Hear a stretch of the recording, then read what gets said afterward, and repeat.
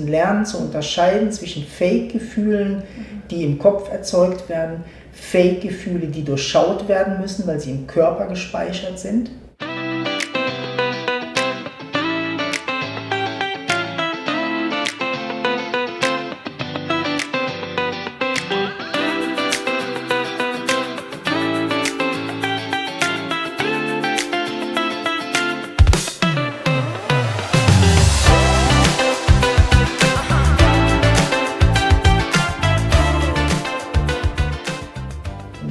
Deshalb nennen wir die eigentlich Fake-Gefühle. Die sind nicht echt, die werden erzeugt, fühlen sich einfach an wie tatsächliche Gefühle, als wäre man in einem Kino und würde einen Film angucken und durchlebt halt die Geschichte von dem Hauptdarsteller. Ne? So. Und wenn man aber glaubt, den Gefühlen, ist es natürlich wahnsinnig dramatisch, auch für den Körper, was er durchlebt, wenn wir viel so Gedanken und Bilder interpretieren in unserem Leben, holen wir die ganze Zeit Gefühle hoch im Körper und fühlen die. Und dadurch wird der Körper natürlich wie lahmgelegt. Also es ist ja viel zu viel fürs Nervensystem. Das ist mega anstrengend auch. Genau. Ja. Und was ich auch manchmal beobachte, ist, dass wenn wir uns mit unseren eigenen Gedanken über unsere Probleme nicht beschäftigen, dann unterhalten wir uns mit Menschen, die uns ihre Probleme erzählen und wir fühlen das auch. Ja. Das ist auch, also das sind quasi auch Gefühle. Wir fühlen den Schmerz, den der andere hat, wenn der seine Story erzählt. Also wir sind eigentlich die ganze Zeit so mit diesen gedanklichen Gefühlen bei uns oder mit anderen. Ja, der größte Teil eigentlich des Menschseins besteht aus dem Austausch von Fake-Gefühlen. Ja. Ne? Ja. Und der zweite Teil, aber auf diesen ersten Teil nochmal zu sprechen zu kommen, ist, wenn wir uns mit dem beschäftigen und da lernen, das loszulassen, gibt es schon eine Wahnsinnserleichterung, wenn wir das wie so durchschauen. Ne? Da braucht es eine gewisse Wachheit dafür und wie so eine klare Intelligenz zu durchschauen, was echt ist und was nicht echt ist. Ne? Der zweite große Brocken von den Gefühlen, wo wir auch Fake-Gefühle nennen, sind eigentlich die erlernten Gefühle. Die erlernten Gefühle sind die traumatischen Ereignisse, die im Körper abgespeichert sind, wo was passiert ist, wo das Gefühl wie zu viel gewesen ist und einfach noch wie so im Körper drinsteckt und eigentlich eine Reaktion auslöst. Aber genauso haben wir erlernte Gefühle in uns. Die haben wir von der Erziehung mitbekommen, von dem, wie wir geprägt haben. Wir sagen immer gern, dass wir im Körper das abgespeichert haben, wie wir gelebt haben. Und da haben wir auch ganz viel so erlernte Gefühlsmuster drin. Und die sind zum Beispiel wirklich das, was wir übernommen haben, familiär, also auch genetisch. Manches ist wie so genetisch, das wurde in der Familie gar nicht drüber geredet, aber wir haben das gefühlt. Ne? Und es ist wie automatisch, dass wir das so weiterleben. Und das ist aber so schwierig, weil wir gar nicht darüber nachdenken, sondern das passiert automatisch. Also wir übernehmen die Ängste unserer Eltern zum Teil automatisch und zum Teil aber, weil wir es gelernt haben, ne? Weil uns die Eltern gesagt haben, das darfst du nicht, das ist gefährlich oder wenn du dahin gehst, passiert das und das. Und dann reagiert natürlich unser System die ganze Zeit so, weil wir das aber so, wir haben es so unbewusst mitbekommen, also als kleine Kinder, wenn man das die ganze Zeit hört, übernimmt man das und hinterfragt das gar nicht mehr. Ja, und die Gefühle sind eigentlich die schwierigeren. Genau. Ne? Also die schwierigeren, sich damit zu beschäftigen und das ist wirklich eine spirituelle, körpertherapeutische Arbeit, sich mit dem auseinanderzusetzen, weil die halten uns klein und eng. Also irgendwie merken wir, dass wir wie so aus unserer Haut nicht raus können, könnte man sagen. Ne? Und das sind eigentlich so diese Gefühle, die uns vorspielen, echt zu sein, ne? Aber eigentlich erlernt sind. Also gar nicht diese große Intelligenz, die so da ist, wo das entscheiden kann. Also das ist wie so erlernt. Also es kommt einfach ein Reflex aus dem Körper heraus, oh, das mag ich nicht oder da fühle ich mich unwohl. Wenn wir zum Beispiel als Kinder immer gesagt bekommen, sagen wir mal jetzt Menschen, die verschleiert sind gefährlich. Ist jetzt nur mal hergeholt, ne? Aber es ist jetzt wie so ein Beispiel. Und wir als Erwachsene uns immer unwohl fühlen, wenn wir so jemandem begegnen und gar nicht wissen, warum. Das ist eigentlich so... Ne? Genau, das ist eigentlich so ein erlerntes Gefühl. Dieses innere Gefühl kann eigentlich dann die Informationen gar nicht richtig weitergeben. Weil vielleicht sind ja genau die Menschen, die dir helfen würden. Genau. Oder sind ganz nette, offene Menschen. Ne? Und du kannst durch dieses Verschließen eigentlich, durch diese alten Muster, die da so rauskommen, verschließen wir uns Möglichkeiten vom Leben. Genau. Ne? Und das haben wir ganz viel. Also das ist auch, so sind wir wie geprägt und wir laufen eigentlich mit dieser Brille von diesen geprägten Konzepten, die sich hier als Gefühle ausleben. Ja. Damit laufen wir durch das Leben und sehen gar nicht die Realität. Also wir sehen gar nicht, wie du sagst, dass der Mensch vielleicht gerade jemand ist, der mega nett zu mir ist oder der vielleicht meine Hilfe bräuchte oder der vielleicht das Portemonnaie zurückbringt oder der vielleicht das Portemonnaie zurückbringt und sagt, oh, Sie haben gerade das Portemonnaie verloren. Genau, ne? Ja. Also das nur so als Beispiel mal zu sehen. Aber dadurch, durch diese erlernten Gefühle, haben wir eine große Schwierigkeit, das Fühlen als Schatz zu sehen oder als wirkliches Tool, uns intelligent durchs Leben zu navigieren. Wir haben verlernt, wirklich zu fühlen. Und das ist eigentlich so unsere starke Botschaft irgendwie dahinter. Wirklich zu fühlen, müssen wir uns wie zurückerobern. Wir müssen das wie lernen. Wir müssen lernen zu unterscheiden zwischen Fake-Gefühlen, die im Kopf erzeugt werden, Fake-Gefühle, die durchschaut werden müssen, weil sie im Körper gespeichert sind. Aber nicht uns entsprechend, also nicht intelligent sind. Die sind nicht intelligent, die führen uns oder navigieren uns nicht durchs Leben. Die echten Gefühle, die wirklichen Gefühle sind erfüllend, intelligent, die zeigen dir Gefahr, aber die zeigen dir genauso Offenheit oder die Möglichkeit, sich zu bewegen und die Möglichkeit von Expansion oder Entwicklung. Die zeigen Dankbarkeit, Großzügigkeit, aber auch so ein hingezogen fühlen zum Beispiel zu jemandem oder abgestoßen werden von jemandem. Das sind ganz wichtige Instinkte, die wir drin haben, aber die können nur frei funktionieren, wenn diese körperlichen Patterns, also die körperlichen erlernten Muster nicht da sind. Dann spüren wir klar und direkt, oh, das fühlt sich tatsächlich nicht gut an im Moment und das fühlt sich gut an. Oh, da fühle ich mich hingezogen. Und die wirklichen Gefühle sind erfüllend, die sind leitend, die gehen immer irgendwie in eine Öffnung oder lenken uns. Und diese erlernten Gefühle halten uns immer eng und klein. Sie halten uns immer... Die lassen uns auch leiden. Ne? So ja, diese leiden. Fake-Gefühle, man hat immer so das Gefühl, ich bin nicht wirklich erfüllt, ich bin nicht wirklich glücklich oder das Glücklichsein ist immer nur sehr klein und sehr kurz und lässt mich wieder nach dem nächsten Glücklichsein suchen. Also sie sind so hohl irgendwie. Und die richtigen Gefühle, das spürt man, die sind einfach sehr erfüllend. Und ich würde sagen, 80-90% von den Gefühlen, die da sind, sind Fake-Gefühle.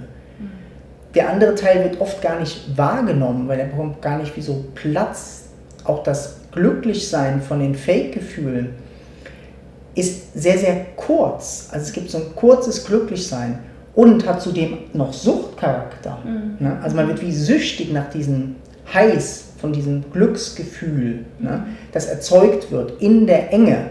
Das haben wir auch erlernt, das und das macht uns glücklich und wir suchen dann eigentlich dieses kurze Glück und kriegen den kurzen Kick und dann geht es wieder runter. Das wirkliche Glücksgefühl ist viel leiser. Es kann schon sehr, sehr stark sein auch, aber es ist erfüllend, es ist so nährend. Das ist, du bist voll. Da ist nicht dieses Loch von diesem Glücksgefühl, von so einem Fake-Glücksgefühl. Ne? Und mit den ganzen Pointers, die wir jetzt so gemacht haben, können wir lernen, da rauszukommen. Wir können wie so erfahren, was echt ist und was nicht echt ist. Und das ist so der Weg, den wir wie so gehen müssen. Wir müssen uns selbst erforschen, was ist echt und was ist nicht echt. Was haben wir erlernt, was erdenken wir uns und was steckt tatsächlich traumatisch auch in unserem Körper und hindert uns natürlich, uns zu entwickeln oder halt auch uns neu zu erfinden oder andere Richtungen zu gehen. Ja? Und um diese traumatischen Belastungen und diese erlernten Muster müssen wir uns kümmern. Ja? Und wie können wir uns kümmern drum? Indem wir sie fühlen, indem wir das merken, indem wir an die Grenze rangehen, indem wir das spüren. Da kommt jetzt so das Gefühl, was ich wie so erlernt habe. Wenn ich in die Richtung gehe, wenn ich so zur Arbeit gehe, kommt vielleicht so ein Unsicherheitsgefühl. Oder wenn ich mit neuen Menschen zu tun habe, komme ich in eine Unsicherheit rein, die aber erlernt ist, weil ich vielleicht das und das mal erlebt habe oder in meiner Familie so gewesen ist. Ne? Deshalb ist ja auch, sagt man ja auch, dass mit dem Reisen, dass gerade das Wichtige eigentlich ist, in andere Kulturen zu reisen. Weil wir haben so viel Angst vor diesem Fremden. Ne? Und wenn wir uns aber mal aufmachen in die Kultur und mit einer Offenheit hingehen, merken wir plötzlich diese Schönheit, die auch da ist von einer fremden Kultur, ne? Von was anders machen, als was wir machen. Ne?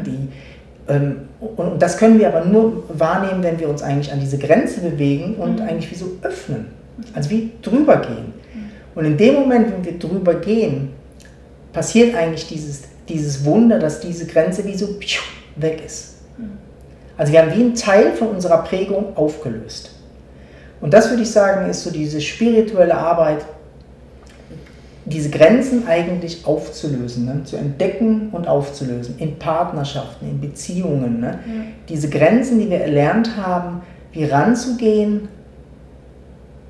ein Stück drüber zu gehen und zu schauen, ob es echt ist und real ist. Und dann diesem Gefühl Platz geben und das sich auflösen lassen. Ja. Und genau, und manchmal einfach erkennen, dass es vielleicht ein Fake-Gefühl war.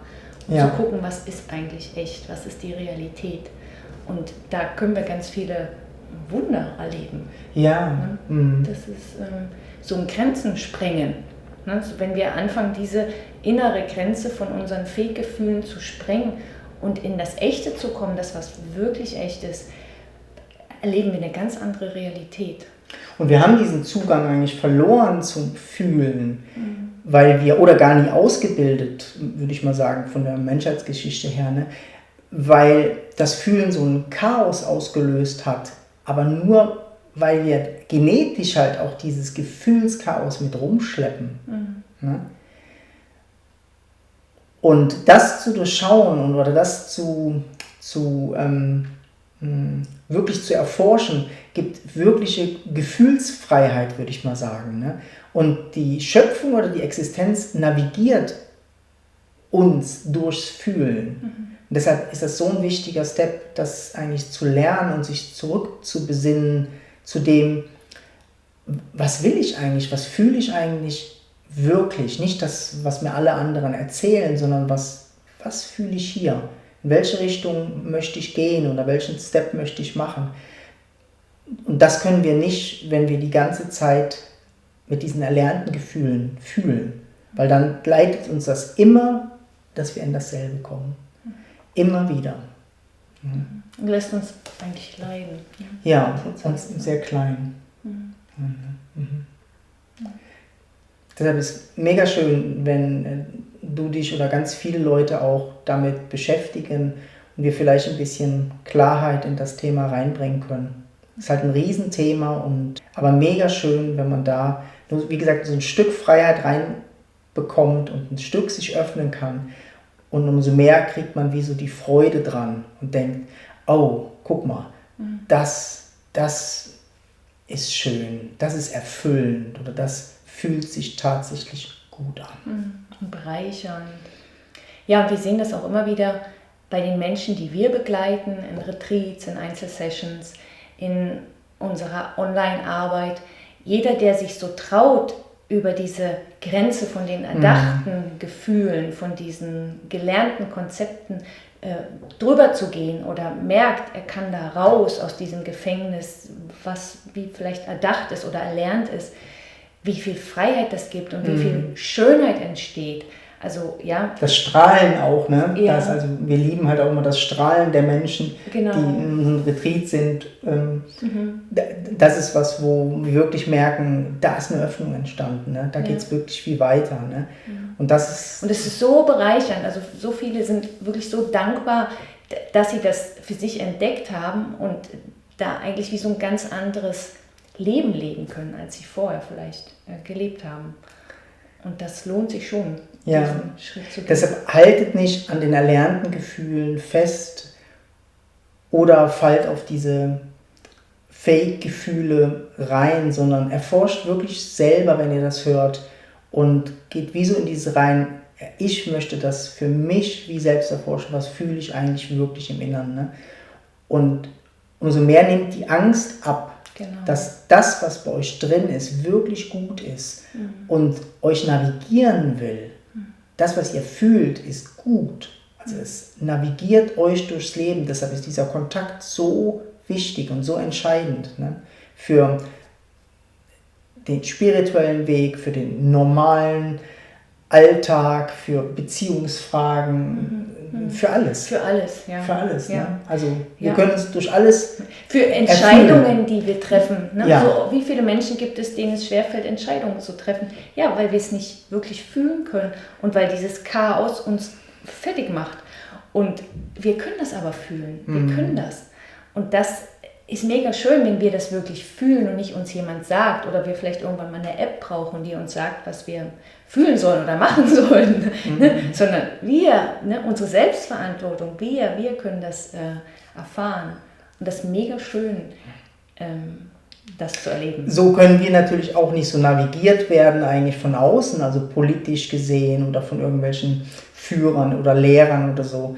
Weil wenn wir einmal diese Connection zu unseren eigenen Gefühlen haben, wissen wir, was gut ist für uns. Ja. Wir wissen, uns muss kein Arzt, Therapeut, Politiker sagen, was gut ist. Also wir geben das, wenn wir so klein sind, geben wir das wie so immer gerne ab. Ne? Aber was wir möchten, ist eigentlich diese Selbstbestimmung, diese Selbstintelligenz, die hier drin ist, dass wir die eigentlich vergrößern und dann wirklich spüren, das ist richtig für mich, das ist gut für mich. Und das hat eine Power, was Leben verändern kann. Das kann die ganze Menschheit verändern. Aber wir müssen uns damit eigentlich wieder verknüpfen und wirklich lernen zu fühlen, wirklich zu fühlen. Und dann ist die ganze Existenz mit uns.